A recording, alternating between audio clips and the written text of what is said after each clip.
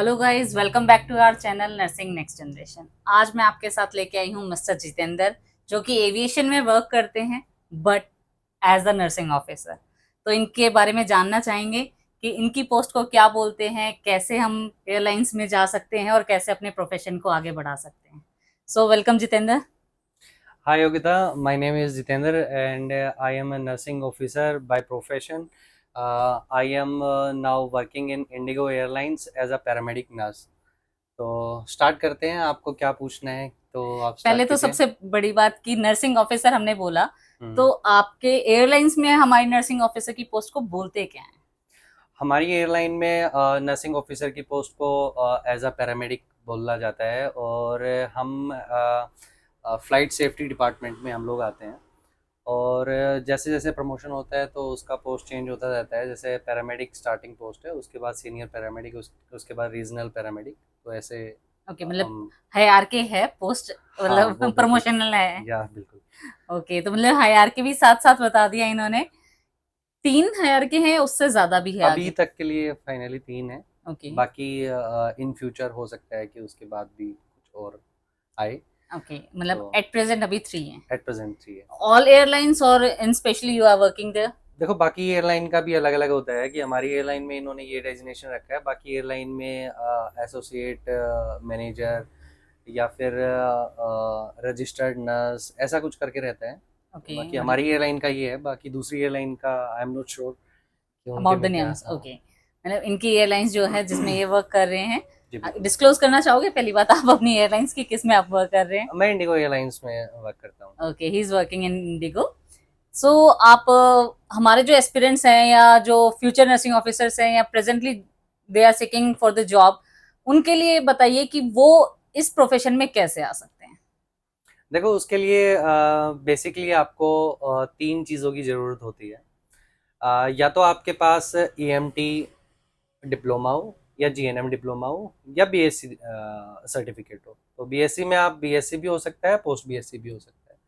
उसके बाद आपके पास वैलिड पासपोर्ट होना चाहिए और आपके पास वैलिड डीएनसी होना चाहिए, क्योंकि ये रजिस्ट्रेशन, ये आपको पता है, ये दिल्ली में कहीं भी काम करेंगे तो रजिस्ट्रेशन तो नेसेसरी है। बिल्कुल। तो ये 3 चीज़ें तो आपको चाहिए, उसके बाद ही आप यहाँ पे ज्वाइन कर सकते हैं। बाकी ये नहीं है कि आपको एक्सपीरियंस होना ही मैंडेटरी है, आप फ्रेशर भी हैं तो भी आप ज्वाइन कर सकते ओके, तो ये तो बहुत गुड न्यूज है हैं। कि if you are fresher then also you can apply there.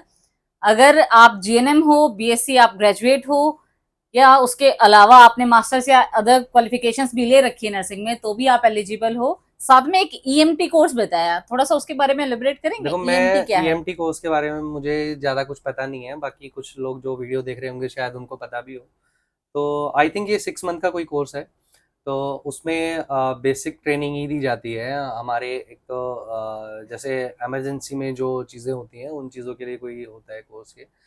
तो वो कोर्स अगर किसी के पास है तो भी उसका एलिजिबल। बेनिफिट है कि ये उसमें एलिजिबल है, वो कर सकता है अप्लाई। ओके, तो मतलब आपने जब अप्लाई किया तो आपने अपनी कौन सी डिग्री या डिप्लोमा बेस्ड अप्लाई किया मैंने था? जब किया तो मेरे पास पोस्ट बीएससी था, तो मैंने उसी के बिहाफ पे आपने अपने अपने एप्लीकेशन ग्रेजुएशन दिया। डिग्री बेस्ड या किया था। तो आपने फॉर्म भरा था या इंटरव्यू दिया था, किस तरीके से कैसे प्रोसेस होता है, थोड़ा सा उसके बारे में देखो, बताओ। जिस टाइम पे मैं गया था उस टाइम पे फॉर्म वगैरह नहीं होता था कि ओके। रेफरेंस बेस पे होता था। तो मेरा किसी ने रेफरेंस दिया था, मेरे फ्रेंड ने, तो उसके बिहाफ पे मेरा हुआ था। ओके। और आज के टाइम में अगर देखा जाए तो रेफरेंस पे भी होता है। और जो इंडिगो की कैरियर साइट है उससे जाके भी होता है, वहाँ पे अपना रिज्यूम वगैरह अपलोड करना पड़ता है। वैकेंसीज वगैरह जो भी अगर होती हैं तो वो उस पर शो कर देता है। आप जैसे ही डेजिग्नेशन डालते हैं, पैरामेडिक नर्स डालेंगे या फ्लाइट सेफ्टी का जो आप डालेंगे डिपार्टमेंट, तो उसमें आपको शो हो जाएगा और उसमें लोकेशन भी आएगी। जैसे मैं अभी दिल्ली एयरपोर्ट पे काम करता हूँ, अगर किसी की लोकेशन बेंगलोर, बॉम्बे, चेन्नई कहीं भी है तो जहाँ पे हमारा बेस होता है तो उसका लोकेशन आपको शो करेगा, तो आप वहाँ भी कर सकते हैं। ओके, मतलब आप कैरियर इंडिगो की साइट से इजीली देख सकते हो, अगर एचआर ने रिक्रूटमेंट डाली है तो जी बिल्कुल। आप वहां से अपना अप्लाई कर सकते हो। या श्योर। तो अगर आप जैसे रेफरेंस के थ्रू गए, तो आपका इंटरव्यू हुआ था या रिटर्न एग्जाम हुआ था? देखो, इंटरव्यू होता है हमारा। पहले एचआर हमसे बात करता है, एचआर हमारा इंटरव्यू लेता है। उसके बाद हमारा जो मेडिकल ऑफिसर होते हैं वो हमारा इंटरव्यू लेते हैं एचआर के साथ ही मिलके। तो उसमें क्या होता है कि इंटरव्यू जो हमारा होता है वो वर्चुअल होता है ओके। कि टीम्स पे, जूम मीटिंग पे, तो उन पे जाके हमारा होता है। तो जब ज्वाइन किया उस टाइम पे वो चीज़ें नहीं थी, व्हाट्सएप वीडियो कॉल पे ही मेरा इंटरव्यू हुआ था। ओके। तो वो टाइम टू टाइम चेंज होते रहती हैं ये चीज़ें। पॉलिसीज तो time to hmm, time update होती हैं, बट मतलब it's necessary that it should be a virtual interview only, हाँ, you don't have to go no there no wait no for. Need to go, yes. Okay, मतलब ये अच्छी चीज है कि आप अपना काम के साथ अपना इंटरव्यू दे सकते हो। या श्योर। इंटरव्यू में मतलब कितना टाइम का ड्यूरेशन था इंटरव्यू का? 20 मिनट, 30 मिनट्स, क्या मतलब उनका क्राइटेरिया है देखो इंटरव्यू का? वो डिपेंड करता है कि उन कई बार होता है कि उनके मूड पे भी डिपेंड करता हो शायद। ओके। क्योंकि मेरा इंटरव्यू जब हुआ तो मेरा इंटरव्यू हार्डली 10 मिनट का हुआ होगा। उसमें मेरे से जो चीज़ें उन्होंने पूछनी थी वो पूछ ली थी। बेसिक क्वेश्चंस जो थे नर्सिंग से रिलेटेड वो मुझसे पूछे गए थे, खासकर इमरजेंसी से रिलेटेड, क्योंकि अगर कोई इमरजेंसी आती है तो वो हैंडल करना पड़ सकता है आपको। और उसके बाद मेरे मेरे से इंट्रोडक्शन लिया गया था। बाकी मेरा क्या कहते हैं एक्सपीरियंस वगैरह सारा इसमें उन्होंने डिस्कस किया था। और एज सच कोई जैसे हॉस्पिटल्स में होता है कि टेस्ट होता है या फिर कोई हार्ड इंटरव्यू होता है, तो ऐसा एज सच नहीं है। ये बेसिक ही एक इंटरव्यू रहता है उसमें। ओके, मतलब आपकी बेसिक नॉलेज के साथ या इमरजेंसी नॉलेज के साथ आप ये इंटरव्यू उसमें एक इजीली चीज़ क्रैक कर और भी सकते देखा हो। जाता है, थोड़ा आपका ना कम्युनिकेशन स्किल भी देखा जाता है ओके। कि आप not Fluence in English, but इतना कि आप कोई अगर आपके सामने खड़ा है तो उसकी बात समझ पाओ और उसको बता पाओ कुछ। ओके, मतलब आप कॉन्फिडेंट होने चाहिए या श्योर। फर्स्टली, कि आपके अंदर इतना कॉन्फिडेंस हो कि आप सामने वाले के साथ अच्छे से बात कर सके। इंग्लिश मैंडेटरी है but not fluency. Not fluency. Okay. क्योंकि कई बार क्या होता है कि इंटरव्यू में कम्युनिकेशन स्किल के ब्याह पे भी आपको रिजेक्ट कर दिया जाता है। अच्छा, मतलब कम्युनिकेशन स्किल जो है एक बहुत इंपॉर्टेंट पॉइंट है हाँ। तो इसका ध्यान रखना। ओके, जब आपका ज्वाइनिंग हुआ हम्म। स्टार्टिंग में, तो आपको मतलब क्या शिफ्टिंग दी गई थी या जनरल शिफ्ट दी गई थी? कैसे आपने स्टार्ट किया बिल्कुल स्टार्टिंग देखो में? स्टार्टिंग में जो होता है तो हमें जनरल शिफ्ट दी जाती है। तो उसमें होता है कि 1 वीक या 2 वीक के लिए हमें जनरल शिफ्ट दी जाती है। उसमें उसके बाद वो हमारी शिफ्टिंग ड्यूटी स्टार्ट कर देते हैं। मॉर्निंग इवनिंग नाइट जो होता है वो शिफ्ट ड्यूटी होती है। तो उसमें 8.5 आवर्स का जो टाइमिंग रहता है हमारा। और शिफ्ट टाइमिंग अगर हमारा ले तो सुबह के 6 बजे से 2:30 बजे तक। और फिर आफ्टरनून शिफ्ट लें तो 2 o'clock टू 10:30। नाइट शिफ्ट अगर लेते हैं तो 10 o'clock टू 6:30। ये शिफ्ट ओके। टाइम, ये स्टैंडर्ड टाइम है। बाकी रिक्वायरमेंट के हिसाब से आपका टाइमिंग चेंज भी हो सकता है। जैसे? जैसे मान लो जनरल शिफ्ट के लिए आपको बुलाना है तो हो सकता है कि 8 बजे से भी बुलाएं और हो सकता है कि 9 बजे से भी बुलाएं। वो बाकी ऑपरेशनल रिक्वायरमेंट के उस पर डिपेंड करता है। ओके, मतलब टोटल 8.5 आवर्स की पर एट डे पॉइंट शिफ्ट होगी फाइव आपकी। आवर्स और वीकली कितने आवर्स होंगे आपके? वीकली यही 42 आवर्स करीब होता होगा। आप कैलकुलेट कर लेना बाकी मैंने किया नहीं। कितने डेज वर्किंग है मतलब ये बता 5 डे दो। वर्किंग है तो वो लोग कैलकुलेट कर ही लेंगे। ओके, अ, 5 डेज वर्किंग है एक वीक में, 2 ऑफ अच्छे खासे ऑफ है ठीक नॉट है। नॉट लो। ठीक है। हम्म। तो इसके अलावा, ऑफ के अलावा भी आपको कोई लीव्स या कुछ स्पेशल कंसिडरेशन मिलती है? हाँ, लीव्स मिलता है। हमें पीएल जो है वो 1.5 पर मंथ मिलता है। उसके ओके। बाद एनुअली हमें 12 सीएल मिलती हैं। उसको सीएल एज अ सीएल भी कंसिडर कर सकते हैं और एज अ एसएल भी कंसिडर कर सकते हैं। तो उनको आप इंस्टेंट अगर आपको छुट्टी लेना है तो वो दे सकते हैं। बाकी आपको प्लेन लीव लेना है तो पीएल आप लेंगे तो वो आपके लिए अच्छा रहेगा। क्योंकि अगर आप पूरे साल में अगर अपनी सीएल यूज़ नहीं करते हैं तो उसका एक एफिशिएंसी बोनस जो होता है वो आपको ओके। मिल जाता है at the end of the year. Okay, जैसे प्राइवेट कंपनीज में होता है, हम्म। एमएनसीज में होता है कि हम्म। आपको एंड ऑफ द ईयर जो है आपकी लीव्स का हम्म। एनिमरेशन मिल जाता है, लेकिन गवर्नमेंट में जो है एंड ऑफ द सर्विस होता है अगर आपकी रिटायरमेंट पे आपके पास 300 लीव्स हैं तो ही आपको उनका मिलेगा अदरवाइज नहीं। बाकी पीएल का जो है वो अगर आप क्विट करते हैं तो उस टाइम पे वो आपको पीएल का भी कैश इन कैश हो सकता अच्छा, है। एनकैशमेंट देते हाँ, हैं पीएल का भी? लेकिन तो वो मतलब पीएल और एट द सीएल एंड। दोनों का ही? हाँ, लेकिन पीएल का ये है कि at the end of your job okay, तब आपको हाँ, द सेम होगा। थिंग हम्म। बाकी सीएल का पर वीक, पर ओके। ईयर आपको मिलेगा। बल्कि हमारे गवर्नमेंट्स में ये होता है कि आपकी सीएल ईयर ईयर गया, सीएल गई बाद में रिमाइंड मत करो, बाकी आपको अगर लेनी सीएल पड़ेगी। ऐसा तो होता है कि अगर सीएल नहीं लेंगे तो वो कोलैप्स हो जाएंगे। ओके। जैसे कि आपने बताया शिफ्टिंग आवर्स है जो वो इतने ऑकवर्ड हैं कि रात को 10 बजे 10:30 बजे अगर फीमेल वर्किंग है तो उसके लिए मतलब कैसे वो रीच करे देखो और योगिता, कैसे। ये आपने बहुत अच्छा क्वेश्चन पूछा, क्योंकि हमारे यहाँ थोड़ा शिफ्ट का थोड़ा लोगों को इशू रहता है, क्योंकि कई बार क्या होता है कि सुबह 4 बजे से भी शिफ्ट होती है। ओके। तो उसमें उस क्या टाइम होता तो है कि ट्रांसपोर्ट है ही नहीं अवेलेबल। ट्रांसपोर्ट नहीं होता है, इसलिए कंपनी स्पेशली गर्ल्स को, तो लड़कियों के लिए बेनिफिट हो जाता है कि उनको ट्रांसपोर्ट मिलता है। कंपनी ट्रांसपोर्ट कैब उनको प्रोवाइड कराती है, साथ में गार्ड भी होता है उसमें ओके, उनकी सेफ्टी के मतलब लिए, सिक्योरिटी पर्पस। सिक्योरिटी पर्पज़ के लिए। और अगर अभी फ़िलहाल अगर देखा जाए तो लड़कों को भी ट्रांसपोर्ट फैसिलिटी हमारे डिपार्टमेंट वालों को मिलती है। ये अच्छी बाकी बात है। ये पहले नहीं थी लड़कों के लिए, लेकिन अभी स्टार्ट हुई है। तो लेकिन लड़कियों के लिए तो है, उसमें कोई उनको डरने वाली ज़रूरत नहीं है, क्योंकि ओके, कि मतलब शिफ्ट होती अगर है। जैसे आप अपना ट्रांसपोर्ट ले रहे हो मेल हो या फीमेल हुँ, हो तो आपका जो ट्रांसपोर्ट अलाउंस जैसे टीए हुँ। है वो कटता है या फिर आपकी शिफ्टिंग के अकॉर्डिंग आपको वो फिर भी दिया जाता है। देखो, हमारा ट्रांसपोर्ट अलाउंस जो है वो हमारी सीटीसी से अलग एक पार्ट है। ओके। तो अगर हम ट्रांसपोर्ट लेते हैं तो वो हमें नहीं मिलेगा। अगर हम ट्रांसपोर्ट नहीं लेते हैं, कंपनी ट्रांसपोर्ट नहीं लेते हैं, तो वो एक अमाउंट है, तो वो हमारे अकाउंट में आती है, ओके, सैलरी के साथ ही आती नहीं है। वो ठीक है। जैसे मान लो कोई कभी हम्म, किसी ने मंथली 2 और 3 टाइम्स या 5 टाइम्स उसने कैब के नहीं लिए ऐसे अवॉइड नहीं किया। ले सकते हैं, अगर ले रहे हैं तो पूरा पूरा महीना ही मंथ लेना का मतलब पड़ेगा। आप ऑन डिमांड नहीं कर सकते हो कि मुझे अभी कैब चाहिए। हाँ, आपको प्री अप्लाई करना पड़ेगा कि that you require cab service to drop and pick. या श्योर। ओके।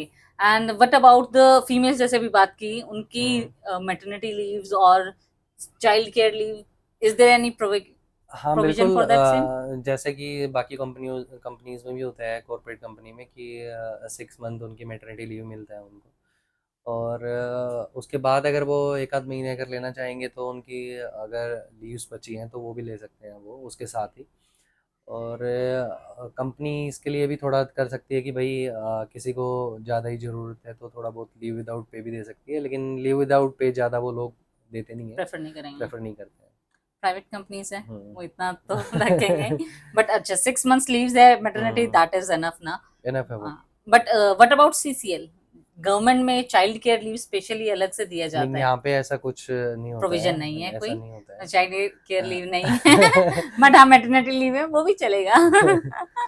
अच्छा और दूसरी चीज बताइए जैसे कि आपने मान लो कोई मैटरनिटी लीव्स के बाद हम्म। किसी को नहीं सूट हुआ या बेबी के साथ शिफ्ट करना तो वो रेजिग्नेशन देना चाहे तो उसके लिए क्या उसको प्रोबेशन पीरियड मतलब सॉरी नोटिस पीरियड अवेल करना पड़ता है या क्या सीन है उसका।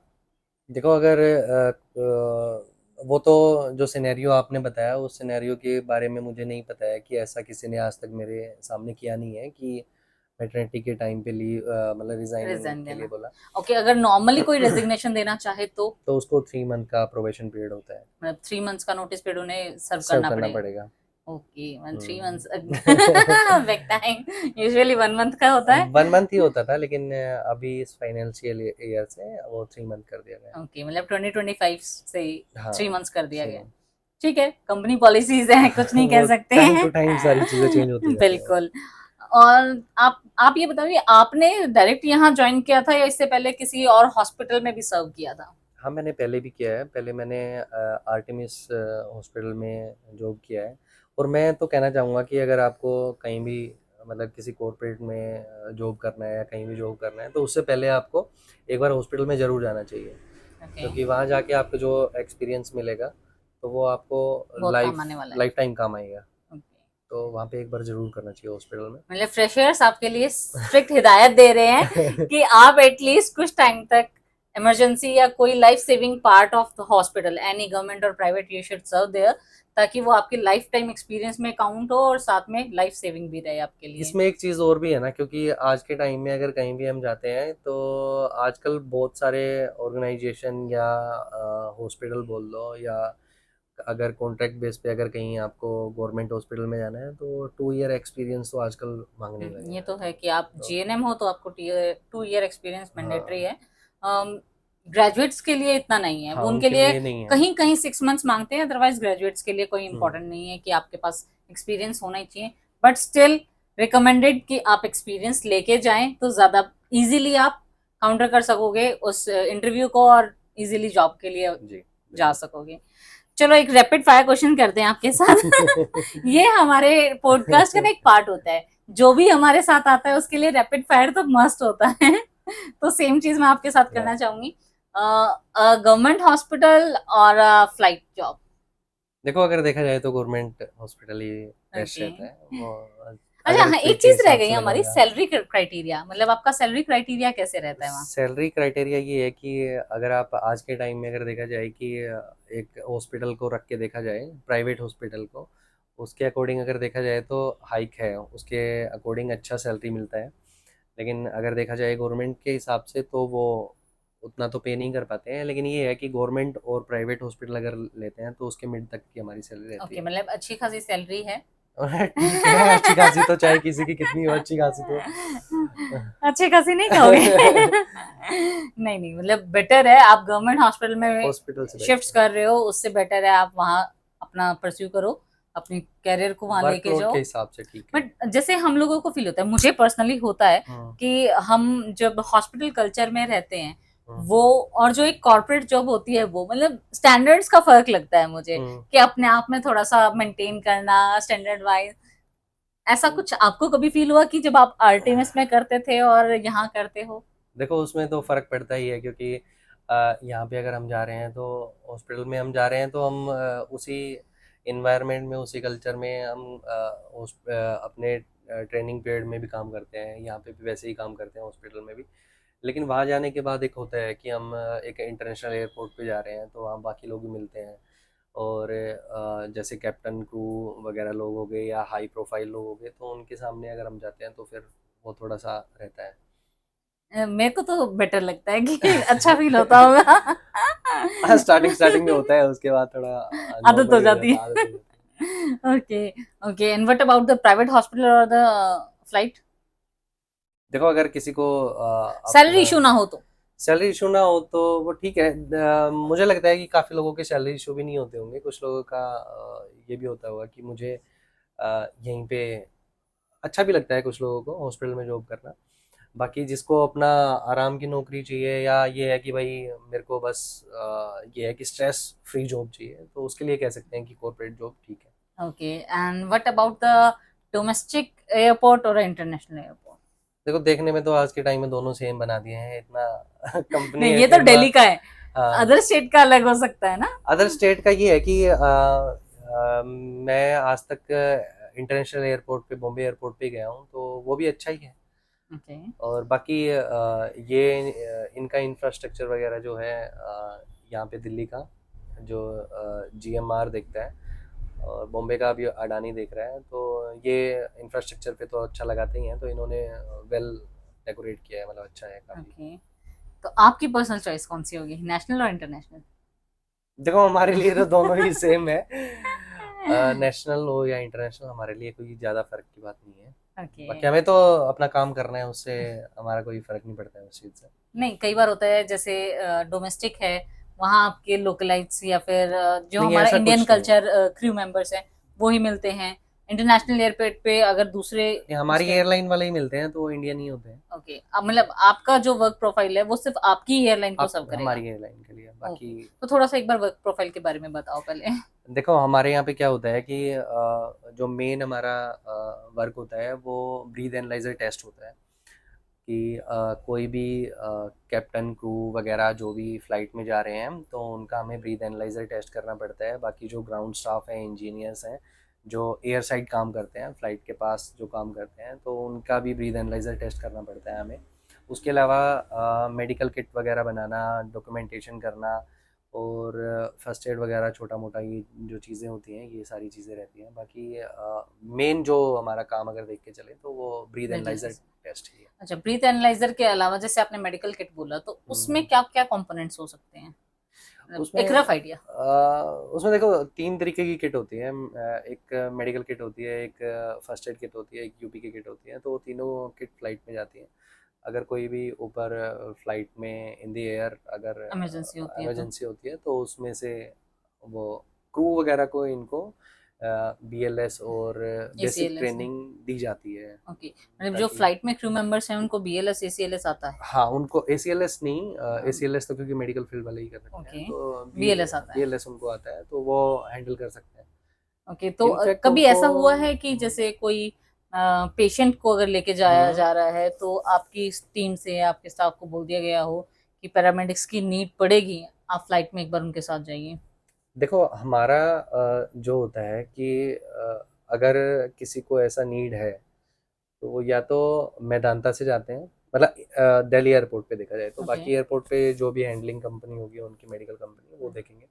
बाकी हमारा ऐसा कुछ नहीं होता है कि हमें पेशेंट के साथ जाना है या हमें ओके, मतलब वो किसी दूसरी जगह जाना है। जो भी अपना पेशेंट अटेंडेंट होगा हम्म, वो अपना पर्सनल हायर करके लेके पर्सनल हायर आएगा। करके लेके जाएगा। ओके, मतलब आपके ऊपर नहीं है कि आपको उस नहीं, इमरजेंसी को या उस सिचुएशन को हैंडल करना है। बाकी ये है कोई अगर जैसे पैसेंजर जा रहा है तो उसको अगर कोई मेडिकल कंडीशन ऐसी है कि उसको एयरलाइन को लगता है कि उसको नहीं भेजना चाहिए, तो DGCA की गाइडलाइंस होती हैं, वो एक परफॉर्मा होता है, तो उसमें चेक करके हम लोग देखते हैं, फिर हम अपने मेडिकल ऑफिसर से उसका वो बात करके कि इनको भेज सकते हैं नहीं, वो सारी चीज़ें होती हैं। बाकी हमारा इसमें डायरेक्ट इन्वॉल्वमेंट नहीं। इन्वॉल्वमेंट नहीं होता है। Okay, come back to our rapid fire. हाँ। ठीक है, क्रेजीएस्ट एक्सक्यूज बताओ कि जिस कभी किसी ने दिया हो शिफ्ट को हम्म। बंक करने के लिए कि मुझे आज नहीं आना है, क्रेजीएस्ट वन।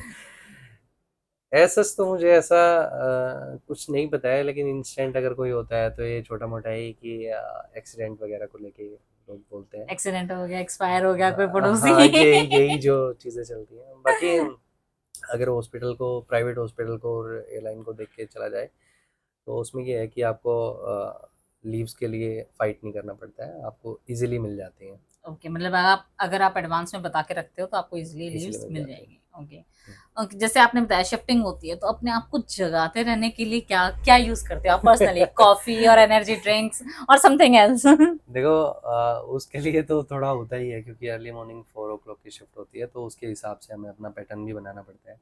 अब वैसे तो रूटीन में अगर देखा जाए तो आजकल तो टाइम ऐसा हो गया है कि नाइट में 10 12 1 बजे तो ऐसा ही हो जाता है, 11 12 बजे तो के बाद तो सोना ही होता है।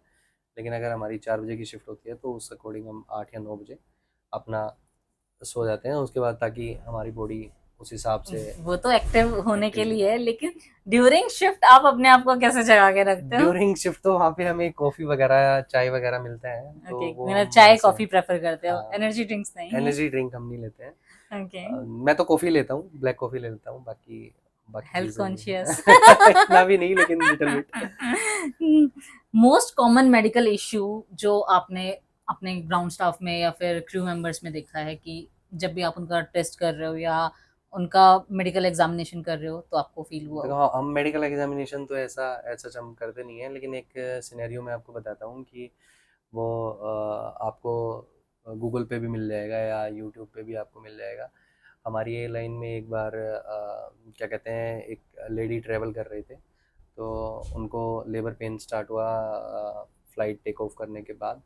तो उसके बाद क्या कहते हैं, हमारे जो मैंने आपको बताया कि जो क्रू क्रू मेंबर्स मेंबर्स होते है। हैं उनको ट्रेनिंग दी जाती है।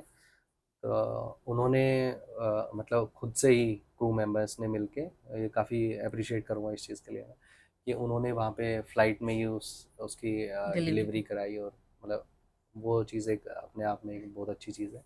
ओके, मतलब हम्म, ये आपके सामने हुआ था, मतलब ड्यूरिंग सर्विंग? हाँ, हाँ। ड्यूरिंग सर्विस ही हुआ था। ओके, ये मतलब कोविड के आसपास ही था, मतलब कोविड के 1 साल 1.5 साल बाद ऐसा कुछ था। ओके। कोई एक ऐसी चीज जिसको मतलब जिसके बिना आप अपना स्टेशन लीव नहीं कर सकते? आप अपने जैसे ड्यूटी पार्ट पे हो, आपको वॉशरूम जाना है, कहीं जाना है, कोई एक ऐसी चीज की नहीं भाई, या तो दूसरा बंदा हो या फिर वो सामान मेरे साथ हो कि ये सामान नहीं गायब होना चाहिए। देखो सामान गायब होने का तो वहाँ पे कोई मतलब बनता ही नहीं है, क्योंकि आपके ऊपर कैमरास रहते हैं, और हम जिस रूम में बैठते हैं उस रूम में 2 या 3 कैमरा तो होते ही हैं, ओके। क्योंकि कोई भी हमारे पास आ रहा है तो उसका हमें फेस भी रिकॉग्नाइज करना पड़ता है। DGC अगर हमसे पूछता है तो वो भी हमें उसको दिखाना पड़ता है कि ये सेम पर्सन ही BA करके गया है, कोई दूसरा ओके। ना करके जाए, इसके लिए वो तो होता ही है। तो सामान तो हमारा गायब होने का मतलब ही नहीं बनता है। बट स्टिल अगर बाकी जैसे आप अगर थोड़ी देर थोड़ी के लिए बहुत जा देर रहे हो, के लिए अगर हमें जाना पड़ता है तो लाइक HR नहीं बुला लिया हाँ, कि आधे घंटे के लिए कवर आओ, तो फिर क्या करोगे? एचआर तो अगर बुलाता है तो वो कॉन्फ्रेंस में ही, मतलब वर्चुअली बुलाते ओके। हैं। बाकी तो वहाँ तो बहुत कम ही बुलाते हैं। गुड़गांव जैसे हमारा एचआर बैठता है, वहाँ तो बहुत कम ही बुलाते हैं। लेकिन अगर हमें वॉशरूम वगैरह थोड़ा बहुत टाइम के लिए अगर जाना होता है तो हम वहाँ पे, अगर साइड में कोई दूसरा डिपार्टमेंट वाले बैठे हैं तो उनको हम बता के जा सकते हैं, और अपना जैसे कॉन्टैक्ट नंबर वहाँ है वो छोड़ के जा सकते हैं, 5-7 मिनट में हम वापस आ जाएंगे, बाकी हमारे मतलब पास अपनी सीट फ्लाइट, गायब नहीं करते हाँ, हैं। वो नहीं कर सकते, क्योंकि क्या पता किस टाइम पे कौन, वैसे तो हमारे पास रोस्टर होता है फ्लाइट का कि किस टाइम कौन आने वाला है, लेकिन फिर भी बट हम स्टिल सेफ इमरजेंसीज के सेफ लिए साइड आपको के लिए, रहना हाँ। पड़ता है। ओके, कभी सीपीआर दिया है पब्लिक में? पब्लिक में मैंने नहीं दिया है, बाकी हॉस्पिटल में खूब दिया है, बहुत दिया है। हॉस्पिटल एक अलग लेवल में, हाँ, एयरपोर्ट की पब्लिक के बीच में कर एयरपोर्ट रहे में मैंने हैं। नहीं दिया है। चलो अच्छा है, कभी जरूरत भी ना पड़े किसी को। हाँ। ओके, अगर आप पैरामेडिक नहीं होते तो आप क्या बनते? मैं पायलट होगा। इसके बारे में बताओ। मतलब मुझे अच्छा लगता था पायलट जो कोर्स करना, लेकिन देखो एक फाइनेंशियल भी देखा जाता है, तो उस टाइम पे मैं नहीं उसको अफोर्ड कर सकते थे हम।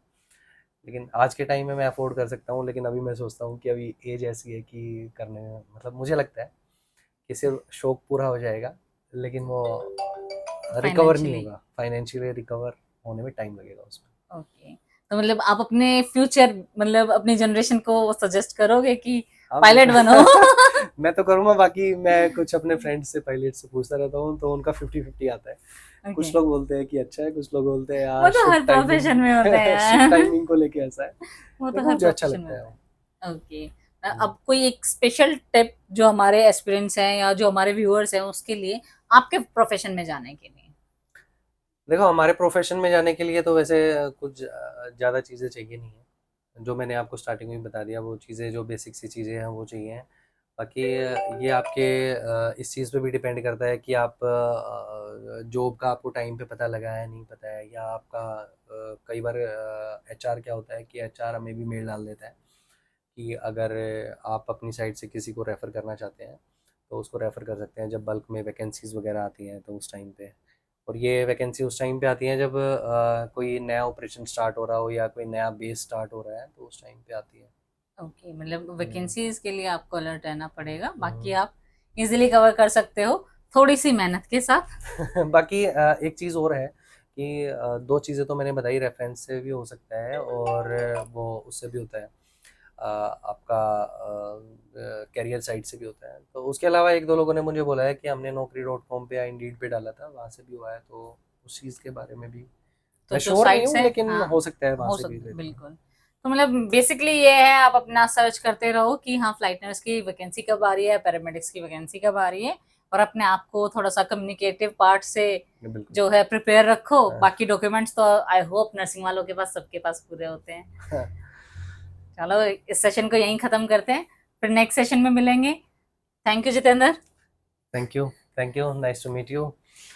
तो दोस्तों इस वीडियो को लाइक शेयर जरूर कर देना उन सभी के साथ जो जो एस्पिरेंट हैं नर्सिंग के लिए, और जिनको हॉस्पिटल से हटके थोड़ा जॉब चाहिए, कि हाँ आप प्राइवेट जॉब से या हॉस्पिटल जॉब से फेडअप हो चुके हो और आपको कहीं अलग ही कैरियर बनाना है, तो आप इनकी तरह पैरामेडिक्स में जा सकते हैं।